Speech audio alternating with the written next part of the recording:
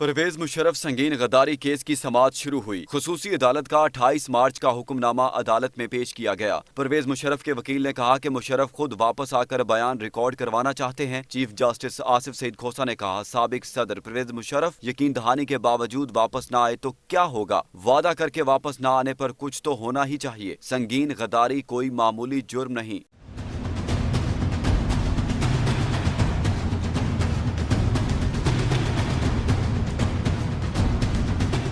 Supreme court ने परवेज मुशर्रफ संगीन गद्दारी केस में फैसला सुनाते हुए कहा, ट्रायल कोर्ट परवेज मुशर्रफ की अदम पेशी पर इस्तिगासा को सुनकर फैसला कर दे। 2 मई को पेशी पर मुशर्रफ को तमाम कानूनी हुकूक मिल सकते हैं। इल्तिवा की कोई दरखास्त कबूल नहीं की जाएगी।